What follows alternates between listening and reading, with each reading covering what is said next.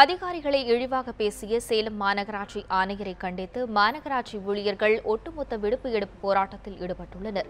இதுகுறித்த கூடுதல் தகவல்களை நமது சேலம் செய்தியாளர் ரியாஸிடம் கேட்போம்.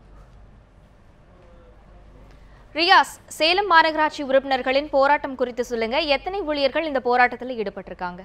வணக்கம் சரண்யா. சேலம் மாநகராட்சி ஆணையாளராக செல்வராஜ் கடந்த 2 ஆண்டுகளாக பணியாற்றி வருகிறார்.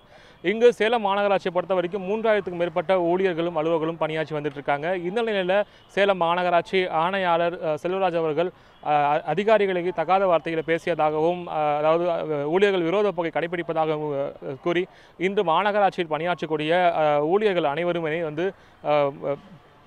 முதல் நாளாக விடுப்பெடுத்து இன்று போராட்டத்தில் ஈடுபட்டிருக்காங்க. குறிப்பாக சொல்ல போனோம்னா சேலம் மாநகராட்சியில் இருக்கிற அதாவது பிறப்பிறப்பு சான்றிதழ் வழங்கும் அலுவலகங்கள், அதே போல் சேலம் மாநகராட்சிக்கு உட்பட்ட 4 மண்டல அலுவலகங்களிலும் இந்த பணிகள் இன்றைக்கி முற்றிலுமாக பாதிக்கப்பட்டிருக்கு.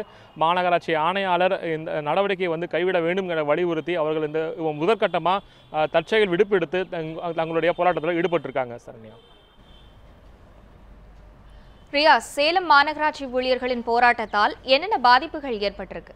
சரண்யா, நான் அதை முன்பே சொன்ன மாதிரி சேலம் மாநகராட்சி ஊழியர்களுடைய இந்த போராட்டத்தால் இன்று அதாவது வழக்கமாக நடக்கிற அலுவலர் பணிகள் முற்றிலுமாக பாதிக்கப்பட்டுள்ளது. அனைத்து அலுவலகங்களுமே வெறிச்சோடி காணப்படுகின்றன. இன்று வாரத்தின் முதல் நாள் திங்கட்கிழமை என்பதால் அலுவலர்கள் யாருமே இங்கே அவர்கள் மேஜைகள் அனைத்துமே காலியாக கிடக்குது. அதே போல் எந்த ஒரு அலுவலர் பணியும் முற்றிலுமாக நடைபெறல. குறிப்பாக இன்றைக்கி பார்த்தீங்கன்னாக்கா மொத்தம் 3500 பணியாளர்கள் இருக்காங்க. இதில் 1350 பணியாளர்கள் இதுவரை விடுபெற்றிருக்காங்க. மேலும் விடுபெடுப்பதாக அறிவிச்சிருக்காங்க.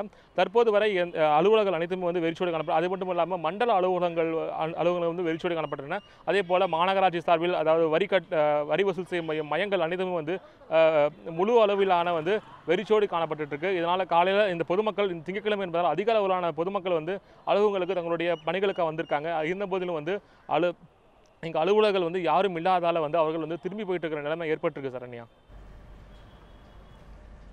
சேலம் மாநகராட்சி ஊழியர்களின் போராட்டம் குறித்து உங்களுடைய விரிவான தகவல்களுக்கு நன்றி ரியாஸ்.